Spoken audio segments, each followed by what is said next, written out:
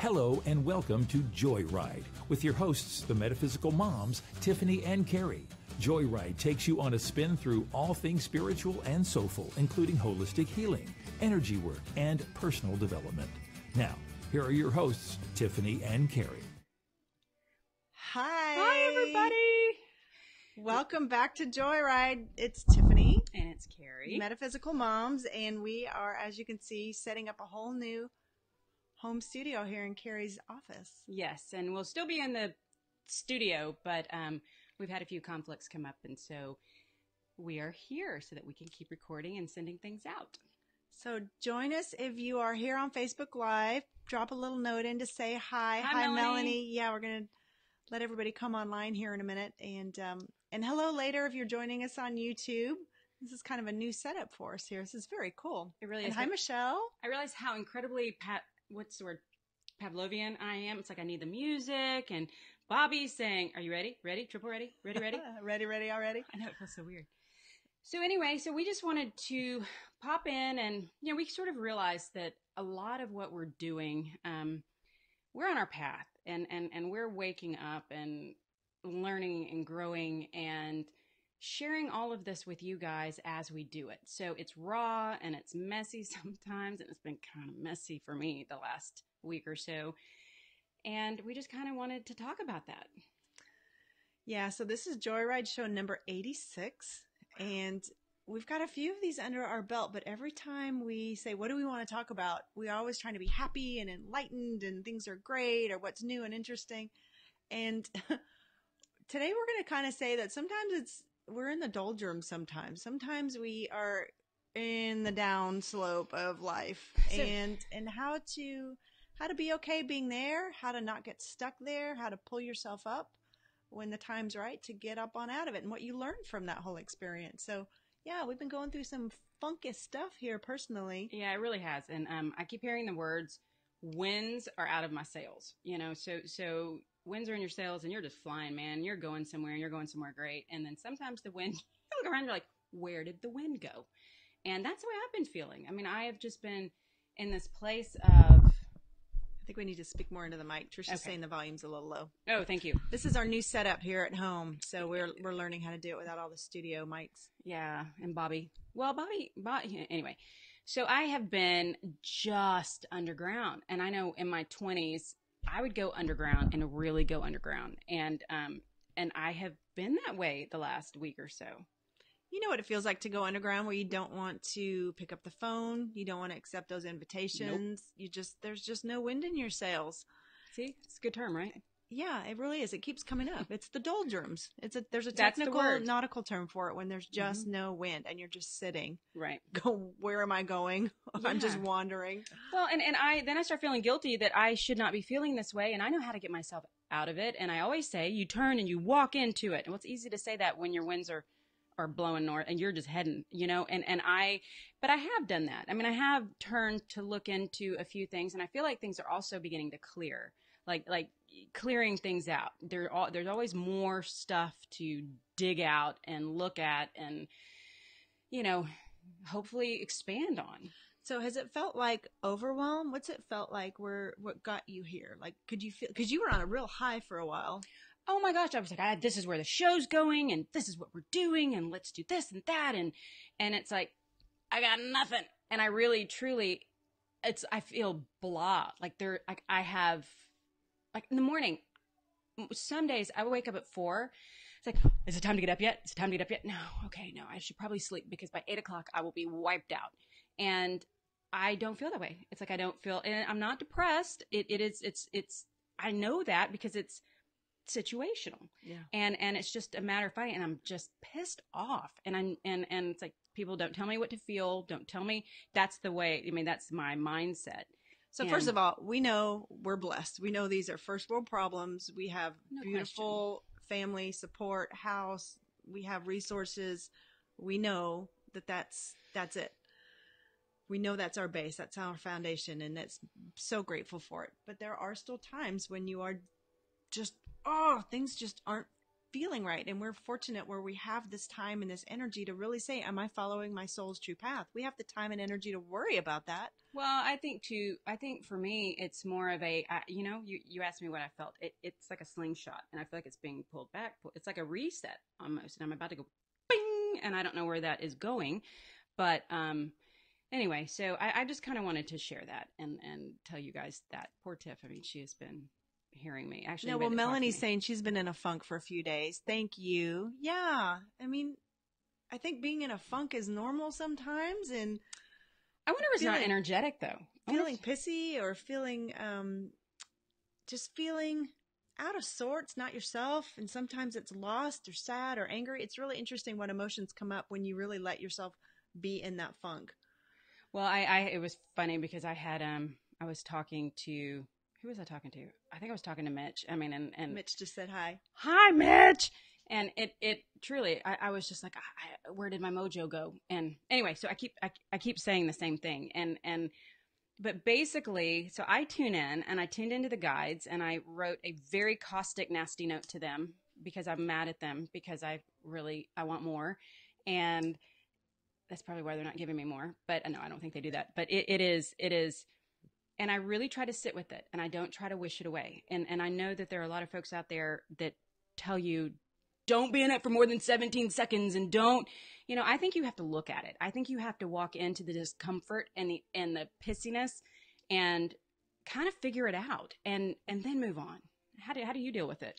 Well, tapping EFT is my go-to tool, but there are times like I don't want to tap. I just want to sit here and be in this. Really? Yeah, because sometimes I feel like I'm tapping so I don't feel this. I don't want to feel this anymore, so I want to get rid of it. And then there's been times lately where I feel like I just need to sit in it and stew. No, well, it's not stew. I let it bubble up, and there's usually something that pops up that lets me know I'm upset, I'm overwhelmed. It's all fear-based, right? I'm scared about something. And once it pops up, then I can work with it. But sometimes it doesn't want to be dug for. So Michelle is saying, giving ourselves permission to feel everything without judgment. Sometimes we need to remind ourselves it's okay to just feel like crap and know it's okay to say it. Yeah, sometimes. That's true. You know what happens with me? Thank you, Michelle. My hair gets really bad. I mean, it's like my hair is my mood ring, and it won't hold a curl. It just looks like I'm like a drone rat, just anyway. Don't want to play today. I don't want to play. You're not feeling sassy. So anyway, so that is that. So I don't know. You've got to do what feels right for you when you're in that funk. I don't turn to substances to improve my mood. Oh, alcohol. Absolutely not. I'm kidding. I don't. No, I just makes me cry. My mom passed away from being an alcoholic. So I have promised myself a long time ago that I would not drink when I was upset, to turn to it to make me feel not upset. It's okay. A glass of wine to celebrate or have a good time with friends, but not to try to get me out of a bad situation emotionally. That's kind of been my personal mantra.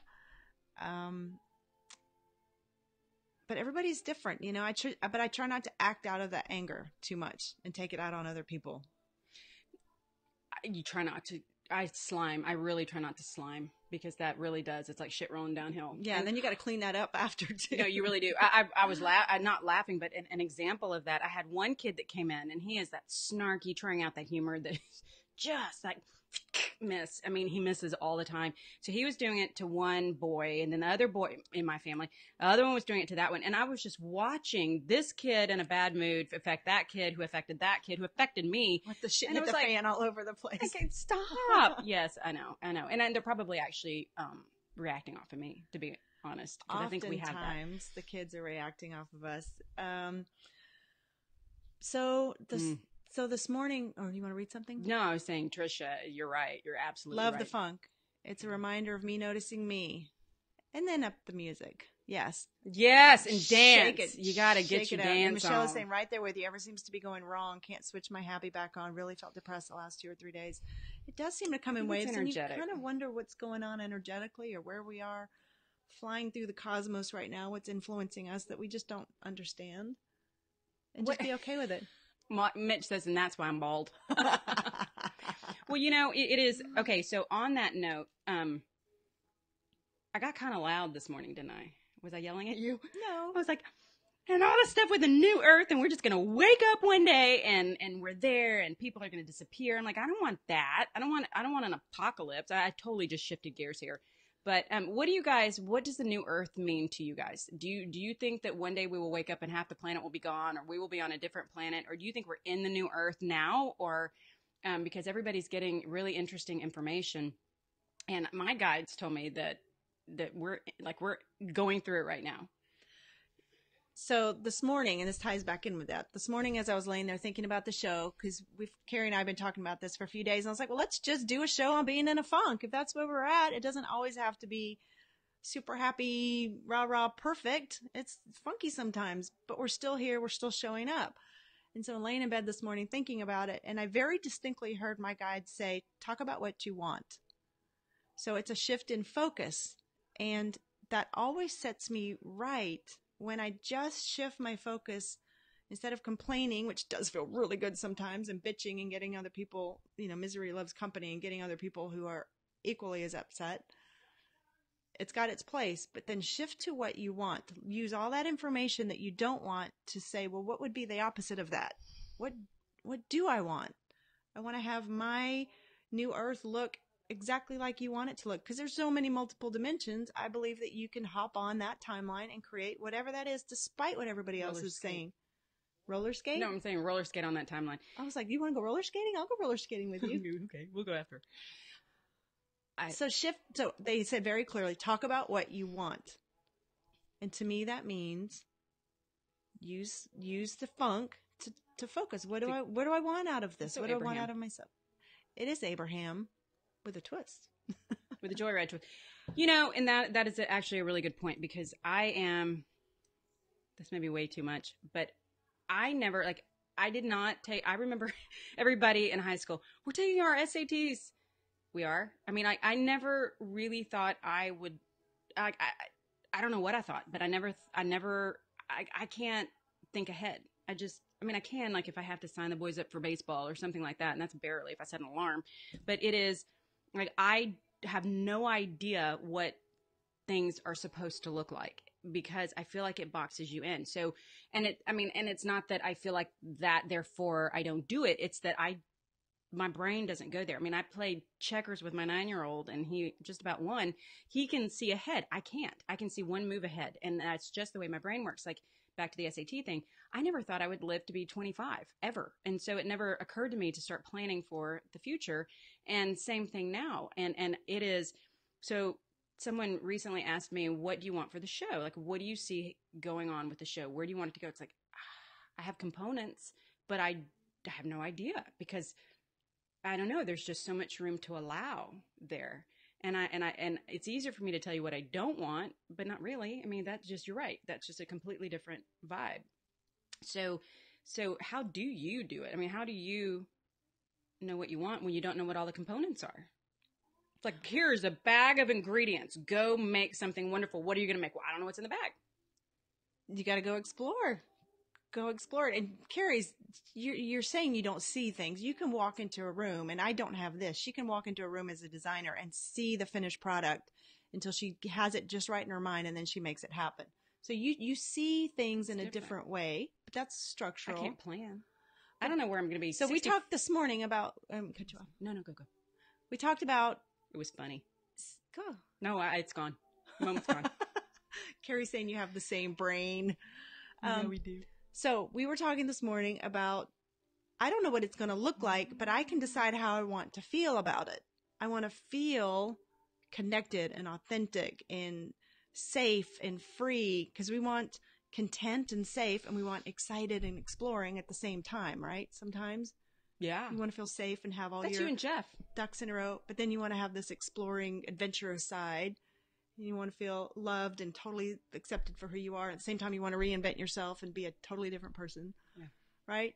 Yeah. So I kind of like, how do I want to feel? And you can create a mental image of what you think you'll be doing when you have that, and use those feelings to manifest what you want, and let go of the image of what it has to be like, and just use those feelings. So that's what I do to get out of it. So a concrete brain needs concrete. A concrete example of that you once gave me.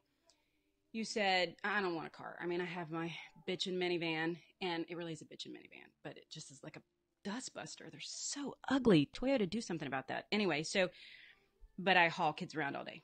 Side note. So you once said, so if someone says, I really want a Tesla or a Maserati, well, it's not the car you really want. It's what you think it will bring you. That's kind of cool. And so once you go into the feeling of what it feels like to have that, the pride that I've achieved, whatever, the beauty of the car, that's what you're seeking, correct? Totally. That's exactly what I got it. I'm a good student. You are. And I'm getting distracted here. Sue saying hi. Hi, Missy. Hi, Missy saying it took me years to realize when I was in a funk and that I was empowered to get myself out. Once I realized that, I can forge ahead. Amen, sister.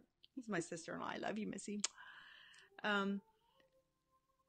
Using that. So this is what Abraham Hicks and Bashar and all of our spiritual teachers are teaching us. Focus on what you want. Use the information of what you don't want to pivot and say, what would be the opposite of that? What would be the 180-degree opposite of what I'm feeling right now? And imagine what you would be doing if you had that. Create it. And then Bashar says it's very important to let go of the expectations of what it's going to look like and just follow that feeling. See, that's where I think you get boxed in. I mean, we don't, with the exception of some, we don't really plan shows ahead. I mean, we don't plan them. You know, we always say, well, we really should bundle them in these different ways and we should book people 3 months out. Oh my God, that chokes me. It's like, no, it takes the spontaneity and the fun out. And it really doesn't, because there's incredible people that have to book ahead. And we do some of that. We definitely book some. Like Ainsley McLeod is coming on the show. I talk about him forever. He's wonderful. He'll be on at the end of March. So that's it, because I like to leave room for spontaneity. So remember, we're talking about having safe and structured and organized, and spontaneity and adventure on the other side. Good morning, Daryl Davenport. So anyway, we're just coming in today to just tell you where we're at, what we're feeling, and it sounds like some of you guys can relate. You're going through some of the same funks, and how do you get yourself out of your own funk when you realize you're in one? What are some things that you do? Okay, so this piece of behavior I have not had in quite a while, like years, and this kind of goes back to that naughty 20-year-old version of myself. She's a naughty girl. Not that kind of naughty. But anyway, so why does my brain go there? Anyway, so I realized what spun me off into this little vortex of shame is not returning phone calls. There were a couple of folks, I did not return their phone calls. And then I started down that path of, oh my God, I need to call them back. Okay, I'll do it in the morning. Oh my God, I didn't call them back. Avoiding them though, for a different reason. Yeah, exactly. And then, and that kicked it off. And it was like, wow. And what's interesting is I was just talking to my son. My son is ADD, as am I. And his anxiety around that was so huge. And it's because he knew there were things he needed to do. He was overwhelmed, wouldn't do them. And then I would hear him yelling in his sleep, and it's like, oh my God, I just can't. And then he felt bad and he felt less than, and all of these things. And it was all because he avoided. And so then you tend to go, I don't want to see it. I don't want to see it. And so I was focused on that. So I wonder if I didn't somehow draw that in to help him and myself. Like, now I understand it. And holy shit, it just spun me out. You know how another way that I besides making the phone call is I get creative. Yesterday I went to this store with leather and I bought stuff to make a purse, and I'm making a purse. So random. Anyway. No, it's your creative side coming out. It is. Totally. It band-aids. It's doing what you can do to be happy and in the moment. Yes, that's exactly right. That's exactly right. With no music, I have nothing during that time. So. No, I love that you're like, I'm going to go look at leather. I'm going to look at paints. I'm going to go design. Yeah. I didn't even know that. So that's my key. So if I start avoiding any of you, know that I'm feeling horribly guilty about it. So anyway, which Carrie, I did it to you guys that day. I didn't. Yeah. Hi, Sarah. Hi, Sarah. Okay, Trisha. One doesn't want to focus too much time on what they want because they're living in the future, often in lack of something you think that will bring you joy in the future. Now and be all that joy of future, whatever. Yes. So yeah. The idea is focus on what you think you want and what are the feelings that will come with it, and then live in those feelings. That's kind of what I was trying to say, but you said it better. And Emma, watch the word want, because you'll attract always wanting rather than having. Yes, I love very that. Good. And Sarah's, hi, sweeties. The go-tos are nature, exercise, comedies, crafts, along with calming breaths and energy healing on myself. Well, you're just divine anyway. She's so connected. It's hard to imagine Sarah in a funk. I don't know that she knows how to do that anymore. And Sarah is somebody who we've had on the show who has lived with such grace going through her son's passing, and has lived with such beauty. I've never seen you in a funk, Sarah, so maybe we don't see her when she's in a funk. Yeah. So we'll see you often. In fact, we're going to take a little sidestep here, because we just this saw is a big Sarah sidestep. and Kerry. Here, come on in. This last weekend we went to Spring, Texas, just a few miles north of us here in Houston, and visited Max, the Crystal Skull. Joanne Parks had him on display at Spirit Quest, the metaphysical store in Spring, and we got to go spend 30 minutes with him and then hang out with Sarah and Kerry. That was so much fun. I mean, that just lit my soul. He was really cool. And I don't know if you guys know this. So, and we are going to post we took a video. She was so sweet. She's like, yeah, interview. Okay, fine. And so then we started, she's like, kind of put it off. And Joanne Parks, the the caretaker of Max. And so we're in the room with Max. And so we started asking her questions, and Tiff's like, can we record this? She said, sure, no problem. And so we did get a little impromptu interview. Mm-hmm. But Max is thousands of years old. They don't know how old he is. Anywhere between 5 and 36,000 years old. But he was found in Guatemala. He was used by these Tibetan monks as healing, and it came into Joanne's possession, and now she takes him all around. He's a beautiful artifact, and he's not in a museum. He's not in a museum. He's like a bowling ball, and you can touch him, and he's got these beautiful matrix crystals. He's a fusion of 5 crystals. So they say they don't know how he was formed and carved without fracturing him, and it's really cool. And he came on EVPs. Tell him about the EVPs. Yeah, so he they have a little ghost box, and so they were asking questions, and she said, what's your name? And he said, and they heard Max, and then they asked him where he was from. He's Arcturian. From the Arcturian constellation. No, that's sort of like the Pleiadian. They're up there, like the boots. Actually, Mitch will know this. It's like the boots, BOOTES. Yes. Boots. Well, we had and what he showed me, because I asked her if there were other ones outside of the Shana Ra. That one is authentic, and that's the only one that she knows about outside of Max. And what Max showed me was there are skulls on different planets, and that when they are it is a phone, it's sort of a phone line type thing, and it helps raise and it helps communicate. And so Sarah and Kerry had a date with Max too. Why didn't you do it this time? Anyway, so I thought that was really cool. So what did you pick up from him? Because you were very connected to him. Just that at first I felt this pressure right here. It was like he was squeezing my head, and like I'm squeeze your little pinhead. Little human head. No. And that, seriously. And then he showed me the different again, like where, like they're all out in space, like they're all out in different planets, and they do travel to different planets when they need to. And it is this sort of a connection. I always think of it as sort of like a phone box. Do you remember those old phone box? Minerva, will you get in here, please? Like that. Like that's how they communicate. And then he also showed me, I said, I want the veil gone. He said, no, you don't. If you did, you would be so confused. I mean, you have to have a veil, but it can become more transparent, and where you can see through it clearer, but you need to be able to separate, because we're human in the 3D experiencing duality, that you need to be able to differentiate between our reality and the multiple realities around us. And Daryl saying he wants to meet Max. He will be back at Centerpoint, which is another metaphysical store on Westheimer, sometime Saturday, in March. Sunday. So no, it's the ones that it's spring break weekend, like 9th, the beginning. 10th? Yeah, like the 9th or 10th. So Daryl, I'll find out, and I'll call you about that. So anybody that's in Houston or wants to make a road trip, you can come visit him and see what you. Did you just say Minerva? She did. Oh, I did, Carrie. I think that was for you.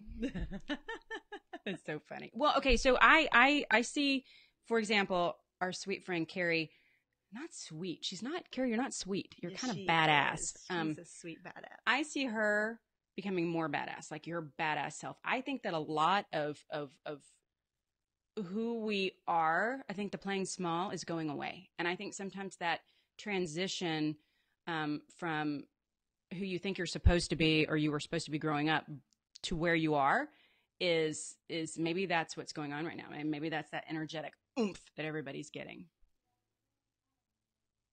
I hope so. I think so. Doom.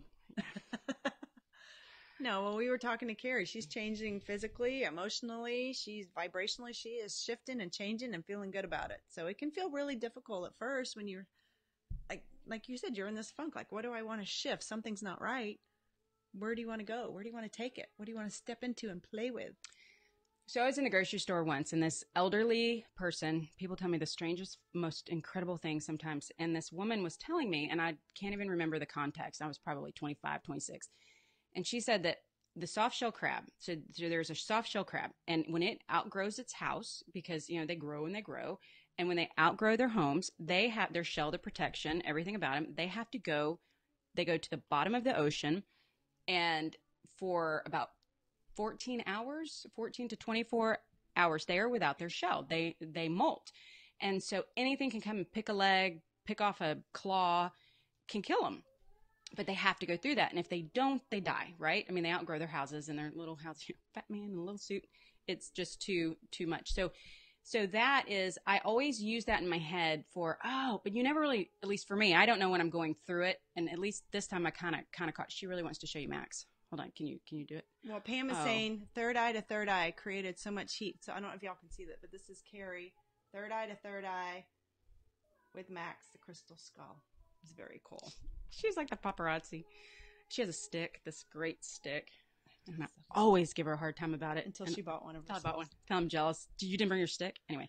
So that's what I think. So sometimes that helps soothe that it's, as you grow, you will outgrow. You'll outgrow people and vibrations. And Kira has often said sometimes you have to be fallow ground between the planting, the crops. You have to just lie low and let the rain over you and let the birds poop on you. And it's a good sign. That's a good luck.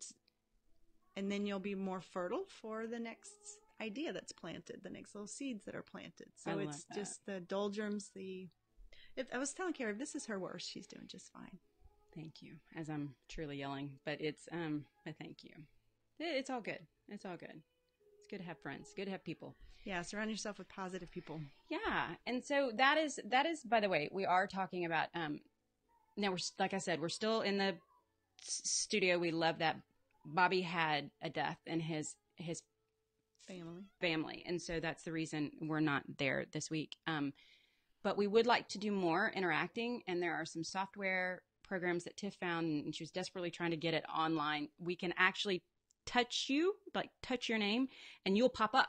So you might want to put, I don't know. So yeah, makeup on. Facebook Live.